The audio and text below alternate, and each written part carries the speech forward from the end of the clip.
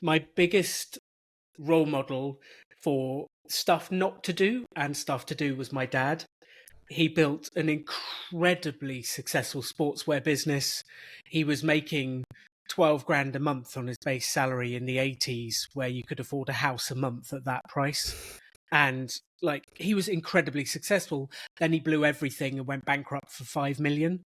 And the only thing it was secured against was the family home.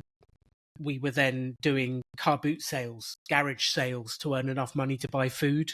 And we went from Bentleys and Mercedes to having to raise enough money to buy food each week to doing things like it was a roller coaster journey. It was wild.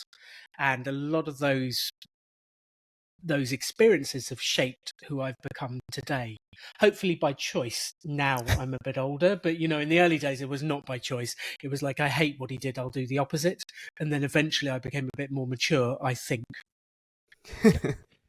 And were you old enough to understand like what was going on, what caused that business to take such a turn? Was it available for you to take any lessons from it?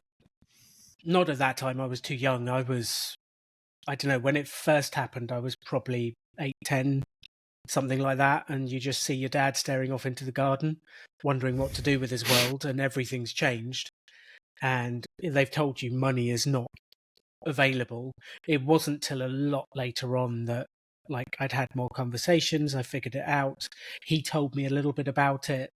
He'd over leveraged himself. He had 20 sportswear stores. The number of staff was in the hundreds, and the recession of the late 80s hit. And that just, people in the UK stopped buying any luxuries, which sports goods, footballs, that stuff, people just stopped buying it. So he had hugely expensive retail sites, and his income went through the floor, and that killed his business overnight, which was a huge lesson that enabled me to survive the pandemic, because we had a huge cash cushion within our business in case something happened. And I've always that emergency fund, whether it's for a business or your personal life, that lesson from my dad has stayed with me forever. And then I go around telling everyone, please have an emergency fund. It's not if, it's when something bad happens. So have some money just in case. Yeah, those lessons, they stick with you for your life. I'm sure you've had plenty yourself. Oh, absolutely. And with you having such an entrepreneurial dad, and I guess I don't know what age exactly that first tank was, late 80s. What age were you, Alan? The reason I'm asking the question is, did him being so successful and driving the luxury cars and having that 12 grand per month, did that inspire you to want to be an entrepreneur and do the lemonade stands and all the entrepreneurial things kids do? Or did the big crash happen when you were maybe in a younger age, you didn't have a chance to experience entrepreneurship, and you're like, I am never going down the path my dad went down? Well, I think so before that happened, I had an experience at school where in one of the classes they told you to make cakes and then sell them. And it's the best business model ever. You get your parents to buy the ingredients, you make it, you go to school and sell it, and then you keep all the money. So it was 100% profit. It was wonderful. And I made Mars bar cakes, and it was so good. The kids loved them. I made money. I was 10 when everything went wrong. So I was born in 1978, so I was about 10 when everything went wrong. But then fast forward to when I was 16, I was going to college, and my dad had gone bankrupt again. And he said to me, and this was the biggest gift he ever could have given me, but I didn't understand it at the time. I hated it. He said, I don't have the money to pay for your train fare, your pocket money to go to college, but I will give you anything from the sportswear store at cost, and I will help you decide a price to sell it. And if you sell it, you can keep the profit above the cost. And I funded my college. College in the UK is 16 to 18 before university. So I funded my 16 to 18, which is, I don't know what that is. High school, freshman? High school, yeah. Like High school. Yeah. High school. I funded that through sales. And I actually ended up making more some months in my second year through selling sportswear, selling kids after school parties, than I did in some of my full-time jobs when I'd left. And that taught me I could do it myself. But that was a painful opening because I had to go and like talk to people going, would you like to buy a t-shirt? Would you like to buy some shoes? Like they're really good price. I used to carry this giant bag round with me in college and approach everyone I could. Because if I didn't, I couldn't afford to buy sausage rolls at break time. Well, we've definitely had guest after guest tell us that sales is probably like the best experience, the best tool that you can put in your toolkit, like one of the most valuable things that you can learn. And I'm curious, after you got that, like, did you really get the bug? And now, so you're done with what you consider college, what we would consider high school, and going into university. Did you end up going to university, or did you say, hey, like, I don't need an education to do this. Like, I've already figured this out, and this is what I want to do with my life. I just wanted to work with my dad. I never went to university. I just was like, I want to go work with my dad. And at the time, he was kind of my hero. That all ended very badly. But I just wanted to get out there and work with him, and the buzz of doing a deal. Like he would take me, we would go to Germany and we would buy Adidas products that were made in Germany that they couldn't sell, bring them back to the UK and sell them. And we were doing that trip once, and I spotted they had Adidas Predator football boots just as they'd come out. They were the soccer cleat football boot. They were the thing. And I spotted them, and they were selling them for £10, and I knew they sold in the UK for like 80, 90. I was like, we've got to buy them. We've got to buy them. They had 20,000 available, and I persuaded my dad to buy 10,000. And he was making calls on the way home, and he'd sold the entire lot before we got back to the UK. So he rung them and bought the second half, and he sold the first half for £20, so he doubled his money. And like I was just on a high because I spotted the deal, and like, wow, I spotted that. I made money. I did that. And it was my dad's contacts and my dad's stuff, and like I was getting ahead of myself. But there is a bug to making your own money, and that's the Rebel Business School thing that I run.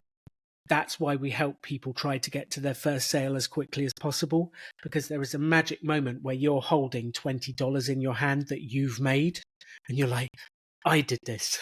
I earned this. And it is addictive. It is incredible. Like take as many drugs as you like. I would rather earn some money and have some fun and build something. So up to this point, I know it sounded like your dad had 2 bankruptcies, but this car ride, it sounds like you made an astronomical amount of money selling 10,000 pairs of soccer cleats, football boots at a huge markup. When did things start to go downhill? You said in a couple of years or shortly after that, things went sour. He got into selling counterfeit sportswear, and then got caught by the police. He got sent to prison when I was about 18. I ended up running his sportswear store with someone else. So I'm trying to do the end of my high school and run a sportswear store because my dad's in prison, and look after my mum. And then when he came out of prison, he got himself electronically tagged to my mum's pub. He's very persuasive. Most people get tagged to their home. He managed to get tagged to the pub by saying, it's my business. I have to be there to work. So the judge said he had to be in the pub by 6 p.m. and couldn't leave until 8 a.m. the next morning. That led to drinking. That led to him finding another woman behind my mum's back, which we found out about. It ended up in confrontation. Like it ended up in assault and court, and everything fell to pieces. And you do not want to work in the family business when there's divorce and all sorts of things going on. So yeah, my life melted down at that point. And then I took a different path, getting jobs and being normal for a while. That's what I was just about to ask. Like, did those tough moments, did that shake you enough to the point where you're like, let me simplify this. Let me go work for somebody else, take away all that stress. There is none of the risk and none of the liability if I just go work for someone else. Let me just step away from all this. Yeah, I got a job. I worked selling photocopiers. I did telesales. I worked as a grounds maintenance person. So I used to cut grass and hedges, ran after school kids clubs, worked in a pub. I did recruitment. I tried just about every job out there. And I just Like, I was just trying to make my way. And I don't know, for anyone who's listening to this and you're in your early 20s, if you haven't found what you think you're meant to do, don't worry about it. Just try as many things as possible, have experiences, and get out there and try it. Like, some of the most interesting people you'll ever know, like, didn't know what they were doing for decades. And then they figure it out and they make huge progress. So just like, one of the things I talk about a lot is mini experiments. When you're 20 something, try as many mini experiments as you can and test. And also, when you get to the other end and you're financially independent, that's the time to try more mini experiments and test everything when you don't have the risk. But it's really fascinating. I was just in that phase of, I don't know what I want to do. Let me try things. It's the opposite of my grandparents' advice. My granny used to say, stick at it, stick at it. And I was like, but I hate it. She's like, stick at it, but I hate it, stick at it. And eventually I would quit or get fired. So I don't know many people that get the entrepreneurial bug so early on. I mean, you just equated it to, it's the best drug ever. I would take sales and entrepreneurship and making money on my own over any other high, any other dopamine hit there is. How long did the corporate life last for you? Like, what finally broke the seal and you jumped back into the entrepreneurial world? I was building a landscape gardening firm, and I'd done my time on the tools where I would trim and hedge cut. Then I became the manager of the firm and I was building it. Then I did something really stupid, which they fired me for. And they realized they couldn't fire me, so they unfired me. And then they paid me to leave. And at that point, I was still trying to get a new job. I don't know if you've had that experience where you're looking for a job and you can't really find. It was 2008. I couldn't find anything I wanted to do. I didn't know what to do. My mum was sending me, she was like, you have to sign on and take the dole, which is like the benefits. And I'd have to go to the job centre twice a week, every 2 weeks. And you'd walk in there and it smelt of weed. It smelt bad. Like, the people were just struggling. And I felt like I was grilled and being forced into jobs I didn't want. And it would take me 2 days to recover from every visit. And eventually I said, actually, this is detrimentally affecting my mental well-being. I don't care about the 56 quid a week. $70 a week they would give you as your benefits. And I was like, my mental health is worth more than the $70 they were giving me. I can't do it. I can't find a job I want. And I paid for myself to go to America, which seemed a big thing at the time when I was young. I was going to America and I did this training course. It was called Charisma Enhancement. And it was a week-long course about how to present, how to speak. And it changed my world. And then I came back and went, everyone needs to know these skills. And I set up my own training business. And that was the end of it. Then it was like, I was back in business. I was doing my own thing. It was very painful for 2 years, but that was the start. And so it took you 2 years to get that going. Were there points in there where you started to, kind of second guess yourself? And I guess for people who are listening, like if they're starting their business and maybe they're early on and they're struggling, like just some kind of words of encouragement or advice to give to them.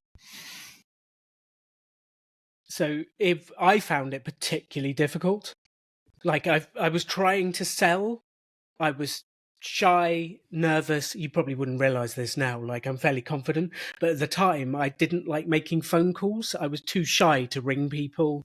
I was trying my best. I would go to BNI networking groups and I would do all these breakfast networking groups and try and sell stuff. And like, the first year went okay. I kind of broke even. Second year was worst year ever in business.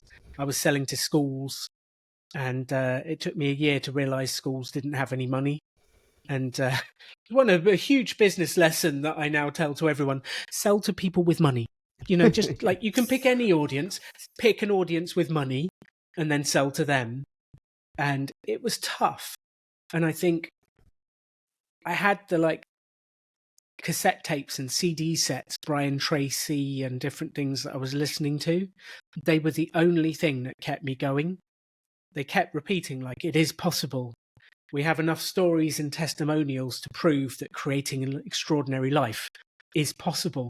People have done it before, and that's what kept me going. So if you're listening to this now and you're in that phase where you're building, but you don't know if it's going to work, my advice to you is just find the energy, listen to positive people, get positive messages, and fly out there and give it everything you've got, because you're never going to regret going at it wholeheartedly. And it's amazing when you move with energy, confidence, and putting yourself out there. It's almost as if the universe moves with you, and that's when the magic happens. But if you're nervous and shy and, you get depressed and then watch movies for 3 days, I don't know anyone who would ever do that. It's quite painful, and then you have to pick yourself up and have another go, and you get mixed results. So if I could say words of, you can do it, it is possible, people have done it before, and it is amazing what you can build when you put yourself out there with energy and learning. Absolutely agree. One thing that I really like about your message, Alan, is, and you definitely go against the grain, is that you show people how to start businesses with little to no money. Was that kind of the premise from the beginning? Like when you started that first business, when you kind of came out of the corporate job and you decided that you wanted to go back into entrepreneurship, did you start up with little or no money? And when did that transition happen where that kind of became your main focus? And when you realized that that was such a pain point for people? Well, I went to the British government for support starting my business, and they gave me 3 workshops. They gave me how to write a business plan. Super exciting. Finance, which finance is a code word for debt. How to raise money to start, because the entire business world is predicated on this belief. Pretty much life is predicated on the belief that it takes money to make money. And the people repeat this, and the bit that comes afterwards, it takes money to make money, is I don't have any, so therefore I am in a problem. And it's almost like they want to be given the money to start first. But I was, in a way, fortunate. That incredibly painful experience of my dad going bankrupt and losing the family home and all that jazz meant I never want to borrow money. So when I went for the British government support and they said, here's how to get bank loan, write a business plan, get a bank loan, I was like, there's no way I'm doing that. There was just no way I was ever accepting that pain. And I felt lost probably for 2 weeks. I remember for about 2 weeks doing house tasks like mowing the grass because I didn't know what else to do. And just thinking there's got to be a way. And eventually the question came, how do you build a business if you've got no money? And I started searching, reading, looking, and eventually I'm like, okay, there are people who've done this. There is a way to do it. And yeah, that question drove me for probably the first 3 or 4 years of my business. And then once I'd started to find answers and I bootstrapped my own business, I built it with nothing, and I was making $100,000 a year myself with nothing. I'm thinking, okay, maybe I have something that will help people. Maybe I should start sharing it. And then I got excited, it was called Pop-Up Business School at the time, because if you're going to start a real business school, you have to borrow about £250,000 to get a building and set up. And I was like, I'm never doing that, so I'm just going to borrow other people's spaces. And I started a business school with no money, popping up around the country first and then around the world. And yeah, I don't care what it is. If you're listening to this going, like, I want to earn money, I want to start, I don't care what it is, there is a way to build it for nothing. And what would you say to people who are maybe like a naysayer that's saying, okay, sure, like you can do this without money, but it's going to take you so much longer, and the money that you're leaving on the table by wasting all that time is not worth the money that you're saving and the interest or whatever it is. Like, so for people who are kind of, giving the opposite message, like, hey, just take the money, invest in it, go for it. What do you say to those people? Like, if you're particularly wealthy and you have a whole bunch of resources, fine, go spend your money. What we have noticed is when most people get money at the start of a business, they spend it on stuff they don't actually need. So they get the money and they like print fancy business cards. They hire someone to build a fancy website without really knowing who the customer is. They get an office. Like, they get all this stuff that they don't actually need to start with, and all the money they had to start the business evaporates, and then the real business starts. So why not skip the pain and just like do the real work of finding the customers, building the business, and making the money come in? You don't have to go through the pain that mistakes. I mean, Cody, when you started your businesses, have there ever been times where you've spent money at the start that you wish you hadn't? Absolutely. Yeah. Or maybe not that I wish I hadn't, but that I could have postponed until I actually had money coming in for the business. Like, you don't need the fancy logo and the fancy website and all that stuff. Like you said, you just need to find your target avatar and figure out what they need. Yeah. And then sell it to them. That is exactly it. And I wish I had, like, if you could boil down my learning over however many years of running business to one sentence, it would be sell before you create, which is the exact opposite of what nearly everyone does, because they want to create first. I'm going to build the product, I'm going to make it perfect, and then only when I'm ready will I sell. That's how nearly everyone does it, and that's why you need money first to build the thing, do the thing. But I don't care what it is, there is a way to sell it before it's built. And I always love extremes. You take the extreme to prove it. Cody, can you sell a house before it is built? Absolutely. Yeah. And that's what people do. Developers do it all the time. Yeah. They walk you around a blank site going, and this is where your kitchen will be. And people are like, ooh. And then they go, this is your window. And look through the window at your view. And people are hallucinating the kitchen window and seeing the view. And then they'll put however many, like 20 grand down as a deposit and buy a house that doesn't exist. If you can sell a house that doesn't exist, you can sell tickets to a restaurant you just made up. You can sell a book. You can sell, I don't care what it is, you can sell it before you create it. But people don't want to do that because they're scared of sales. They're scared of making it happen. Like, there's so many fears, but it is real. You can sell anything before you create it. But it's almost like people don't want to do the hard work of the sales. They'd rather hide behind building the website and making the product perfect. It's like, sell it and make it work and use the customer's money. So can we give a real life example? Because I think that would be really helpful for our audience. I remember it was maybe 5 years ago. I heard you on maybe Choose 5, maybe another podcast. But the example, I don't remember the woman or man's name, but they started a restaurant for no money. And that was just an incredible feat, because like a blog or a podcast or an online business, I'm like, sure, I can totally conceptualize how you can start that for free. You buy, a $12 domain, hosting super cheap. You don't need all this fancy stuff. Like, you're in it for $50. But a restaurant, that's not a business where I'm like, oh yeah, absolutely, you can start that for free. So could you please give the audience that story, unless you have a better one, maybe in the 5 years since that story has happened? Well, can I tell you one that came from that, which uses the exact methodology? Perfect. Which was actually an escape room. So I had actually a friend building an escape room and someone who came on our course building an escape room at the same time. And the friend, he'd never heard of our material. He'd never looked at our stuff. He borrowed a huge amount of money. He leased the space. He spent the money doing up the escape room. He opened the doors, ta-da, and he marketed it, and no one came. And that went bankrupt very quickly. They lost all the money and they were left hugely in debt. And that's generally what happens with people with restaurants, whatever it is. But the people who'd heard my restaurant story, their names were Katie and Andrew. They started a business. You can find it in Reading, Berkshire, if you want to go and visit their escape rooms. They're still working. They were like, okay, Alan said we can borrow a space. I wonder if we can find a space to borrow. So they went out into the town, Reading, and they were asking every restaurant, do you have a spare room?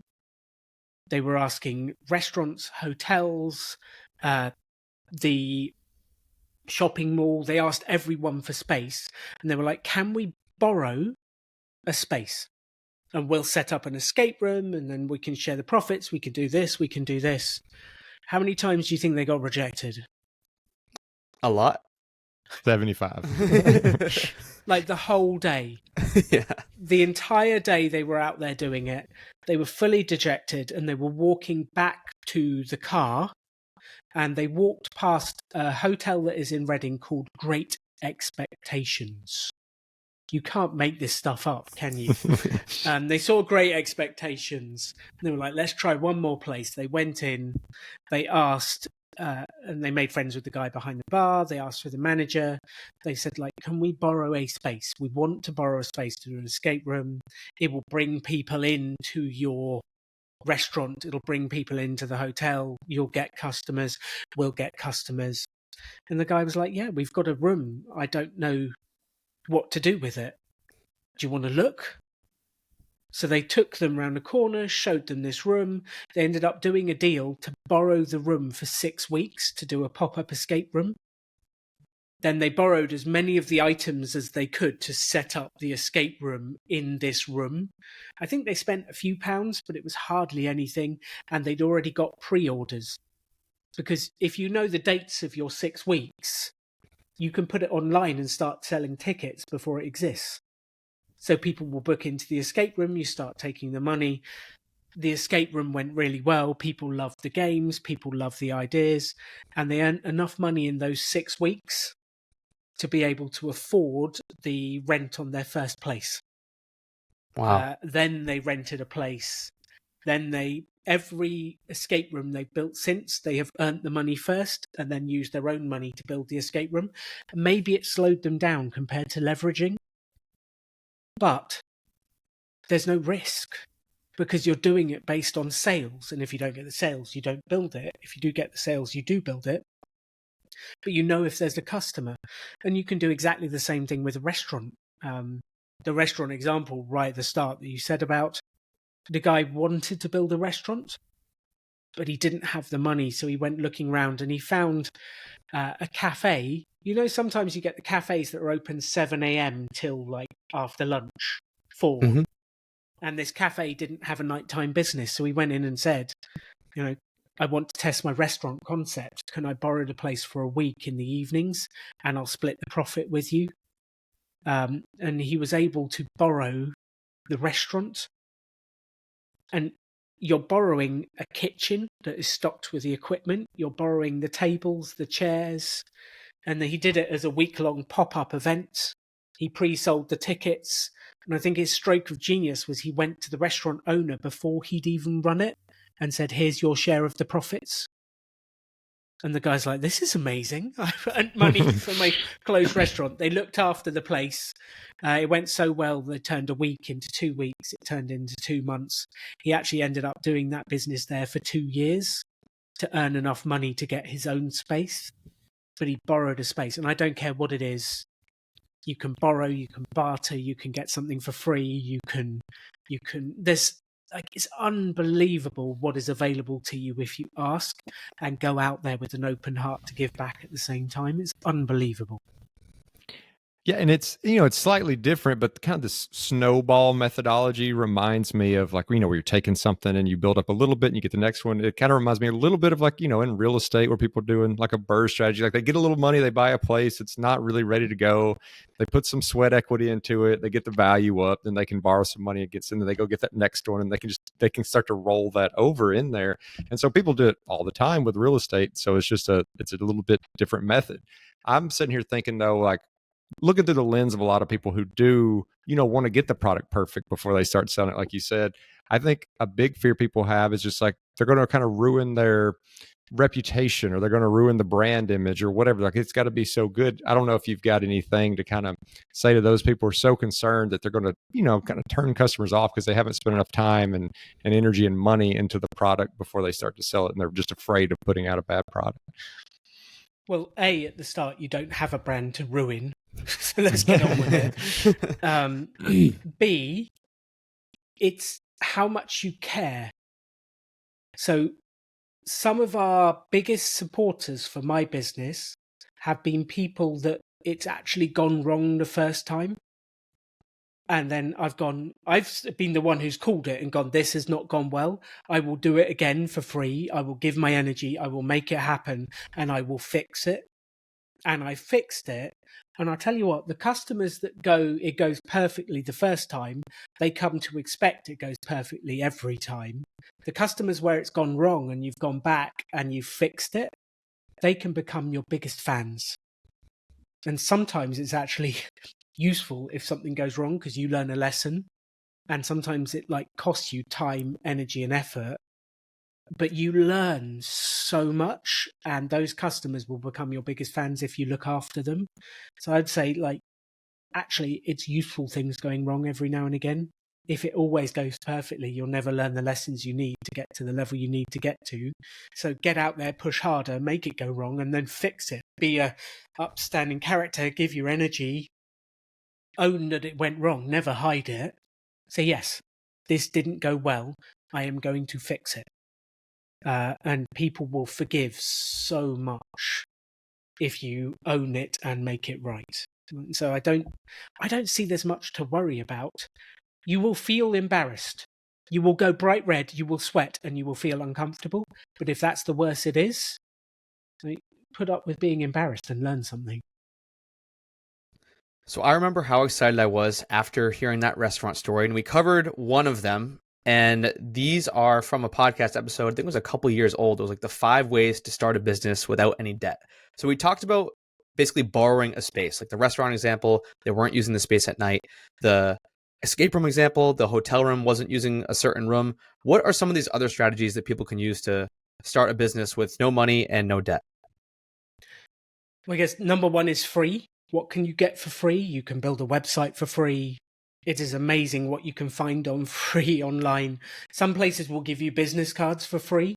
You could search free business cards, search free website. It is incredible what you can start and get for free to get going.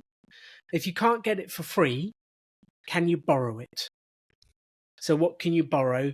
And I always remember there are so many underutilized resources. So if you go to a university has a whole host of equipment sat around that's not being used when students aren't there. So could you ask to borrow it? And we had someone that was wanting to do their first album. They were a musician and they heard this part and they went to the university and said, can we borrow the recording studio you have for your students outside of hours so it doesn't affect you? And they said, we don't really do that. But if you will do it as a project with the students and we give you the students, then you can use the studio for free. She was a bit confused because she's like, okay, so not only will you give me the studio for free, you'll give me students to edit it and work on it for free. And they were like, yes, if you give them work experience, write it up, help them learn. Yes. So she got people to help her do that. They got work to do, experience to do, and she produced her first album and she managed to get it out there that way. So I think it's incredible what you can borrow. And then if you go on to number 3, we would say, what can you barter for? So sometimes you can't get it for free, but you can swap something. So what skills do you have? Are you good at building websites? Are you good at doing this? I'm good at creating PowerPoints. In the early days, I made people PowerPoints and then swapped it back for business coaching. Henry, who worked for us, he was good at building websites. We actually run a day on the course called How to Build a Website for Free. And he was good at building websites and he swapped his website skills for an office space. It's incredible. And some of you are thinking, well, I don't have that many skills. You do, you just don't realize it yet. You have organization skills. You have the ability to do things. Every single person has unique and special skills. And if you don't think you do yet, you can learn them. That's the magic of this. The more you learn, the more valuable you are to the people around you. So can you barter for what you need and swap the skills you've got? You don't have to swap money. So you could quite easily barter for what you need to stop. And then I think the biggest one for me is always sell before you create. That's the number one thing you can do is learn how to sell, find the customers and use customers' money. If you do that, you don't need to do some of the other things. It is unbelievable what you can do. So sell before you create.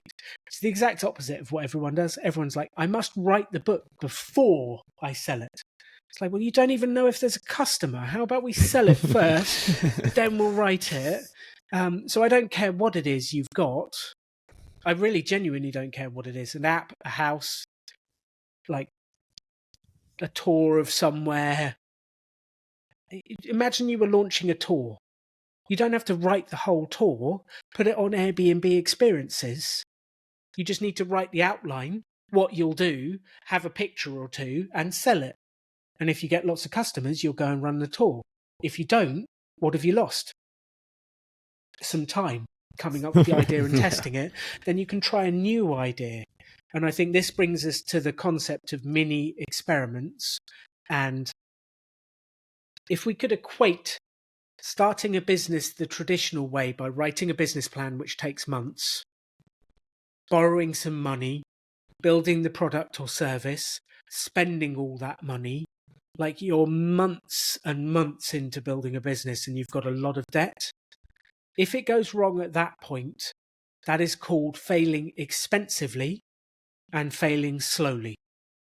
And that's how nearly everyone likes to start businesses. They like to spend 2 years over it.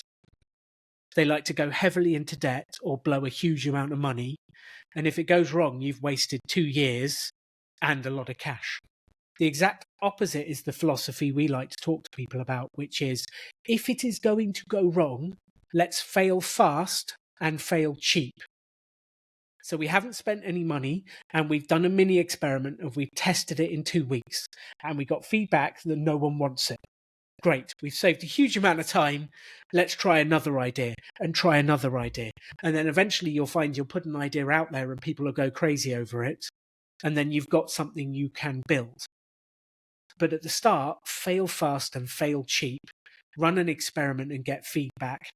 And I think the word experiment, if I say the word experiment to you, Justin, what does it mean? Just try something out, see which direction you need to go from there. Yeah, and in an experiment, you kind of just get feedback. So if it goes wrong, well, it was an experiment. I was just trying it. And it's almost like you've released all the pressure to be hugely successful at the start. So I would say run some experiments and get some feedback. And those experiments will tell you where to go and what to do next. But people are so scared of running the experiments because of that myth of you have to write a business plan, get the debt, do the stuff. It's like, well, I can't risk it. Well, you can if you start for free, and you can risk it quick, very quick. Like do a mini experiment this week. Let's see if you can fail in your first business this week. You will learn so much. It is unbelievable. Yeah, I mean, this may sound weird, but like when you're talking about kind of like the fail expensively or fail cheaply, like my brain goes to when I was in like acquisitions in the Air Force, and you'd learn about life cycle costs of different programs. And if you're sending something into space, it's like this huge arc at the top where it's like all the money you spend is up front because you're spending so much money getting this thing ready. And once you launch it, there's nothing you can do about it. It's out there and it is what it is. Versus like, you know, you're designing a plane or something else. It's like, okay, yeah, there's a lot of money to get it developed, but then it's really the carrying and feeding in the back end is like, you know, if it turns into a successful thing and a lot of people have them, and that's where really the life cycle cost is going to come from. And then the other thing it made me think about, like the failing fast. I think about some of the little projects like myself and Leslie have messed with. We were just laughing about it last night where, you know, she started making candles and I started making this stuff called Rip Dip. And she, like, this lady wanted to buy her candles from the store. She was just talking about them. She hadn't really made them yet. Like she made 1 or 2.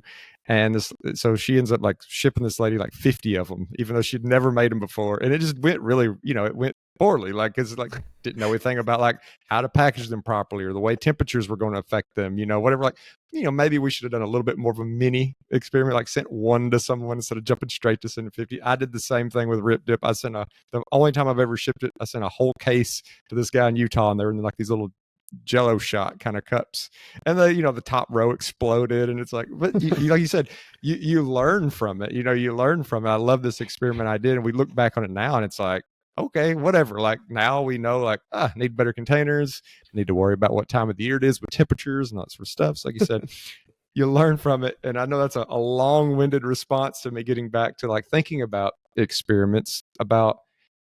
There's the version of experiments once you have the idea, but I'm wondering when you're working with people who are just like, I don't know exactly what I want the product to be or the business to be. I just know I don't want to work for someone else anymore. I don't know if you do any kind of like workshops to help people tease out or experiment with what should the business be in the first place. So my favorite question to ask at the start is, what do you enjoy doing? Like, what excites you? What do you have fun doing? Because you can build a business doing anything, absolutely anything. And I've never understood why people build businesses doing things they don't like. Like, this just blows my mind. People are like, oh, I don't like that, but I think I could make money doing it. You're going to spend your life doing it. Why are you picking that? You could literally make money doing anything. And sometimes people don't believe me when I say that. And I remember putting a post online saying you can make money doing everything, and people were like, no, you can't. And, you know, the normal internet abuse you get back. Oh, yeah. One guy was like, I enjoy sleeping. How do you make money doing that, Alan? And like, it was a pointed, like, get lost. And I never had an answer to that until I met this incredible guy called Kieran. He started a website called The Dozy Owl, and he reviewed mattresses and pillows. And he started this blog reviewing mattresses and pillows, and there was a significant affiliate fee attached to some of the mattresses, and he was able to make over $100,000 a year reviewing mattresses and pillows. So I don't care what you like. Sleep, using social media, peanut butter, pizza. Like, I don't care what it is you like. Please pick a business you enjoy, because then you will wake up on a Monday morning thinking, I'm excited and blessed to do this. I'm happy. I want to do this. Whereas, like, have you two ever had the Sunday night feeling? Have you ever had that feeling where you've got a job and you're like, I really Sunday don't want to go? Oh, yeah. How does it feel? Not good. Yeah. I had it for many years. I was like, I do not want to go to work tomorrow morning. And it's got to have been 12 or 13 years since I felt that feeling. And waking up excited to do what you get to do is just such an incredible feeling. And entrepreneurship is not easy. It is not easy to build a business. There will be problems. Your dips will explode on the way to a customer, and you have to deal with that. You have to ring them. You have to take the next step. You have to apologize. You have to reproduce. You have to do all these things. If you don't enjoy what you do, you'll never go through the tough times to get there, because there will always be tough times. There will always be hard things.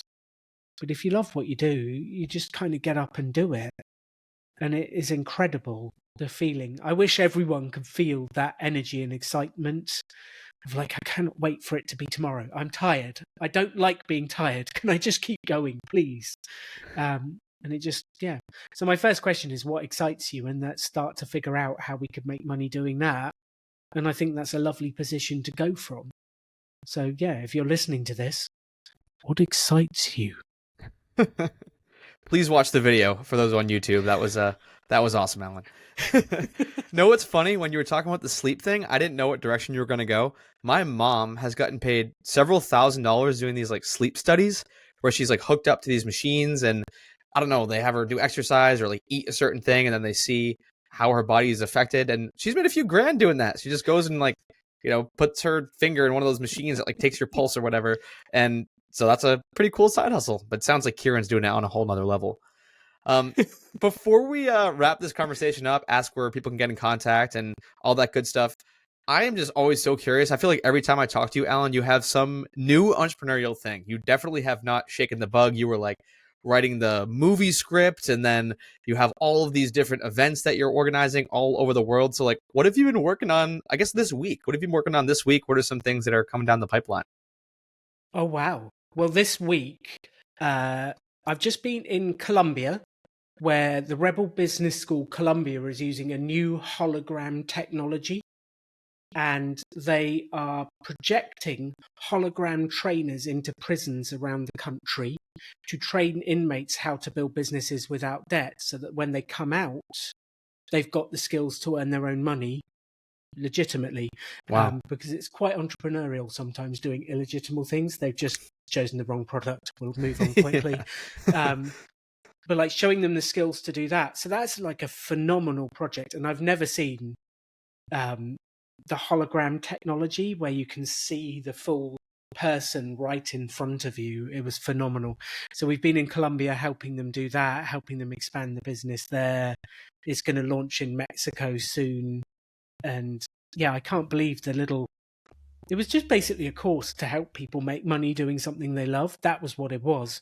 Now it's in 7 countries and being projected into prisons and in Arabic and French and Spanish and English around the world. And I just get excited by helping people and seeing how they can change their lives. So if you're listening to this right now and you're feeling like I can't get where I want to tell you, we have enough evidence, we have enough proof from harder environments than the one you're in right now. You might think like you're in the toughest position there is in the world, and maybe you are, but we have enough evidence and proof to show that people have transformed their lives and got to where they want to get to. You can do it. It is incredible what we can achieve. And I'd love that message to really hit for everyone listening to this. If you think you can never get to financial independence, I promise you can. If you think you can never launch a business, I promise you can. There is someone who has done it, who is doing a free podcast or some kind of training for free to help you. It's unbelievable. Please hear me and believe it is possible for you. I love all this messaging, Alan. I mean, I love the do what you love, because there's going to be the tough times, and if you're going to need to stick with it to get to those good times. I love the starting with less. I love even if you think you're in a really bad position, you can definitely get there. I mean, if you have the means to hear the words that we're saying right now, then you have the technology at your fingertips to make money. But I know you, like Cody said, you've always got so much stuff going on. You got so much great content out there. For those who are listening and want more of this, where's the best place for them to follow along with you, maybe get in touch with you, that sort of thing? So alandonegan.com is the home of most of my writings and stuff. The Rebel Business School has free courses about how to start a business for free, and it's one of the things I'm most proud of. We've helped 60,000 people build businesses around the world, and no one has ever paid for a single course we've done. We got sponsors who pay us, and then we give it away. Or there's the Rebel Finance School. We help people with their money. Just visit alandonegan.com. You'll see my smiling face, and then you can go from there. Sounds good. Well, I am so glad we finally got you on the podcast. I feel like it's been years in the making. We had a conversation in 2019. I'm like, dude, we got to get you on. And then in 2021, I'm like, we got to get you on. Finally in 2023, the end of 2023, we get you on. But seriously, that episode, I think was on Choose Fi with the restaurant example, just really opened up my eyes and showed me the possibilities with entrepreneurship. And please, for everyone listening, listen to what Alan is saying. There is always a free way to do it, or a really, really cheap way to do it. You don't have to go into a bunch of debt. You don't have to raise capital. You can just test your idea, find the right audience, sell first, and then create after. So I want to echo what Justin said, Alan. Thank you so much for coming on, man. This was an absolute blast, and I know the audience is going to love it. It's my pleasure. I've absolutely loved it. And if you're listening to us still, please keep listening to Cody and Justin. They are onto something. Listen to this. Keep that positive inspiration coming into your mind every week with them. And keep going.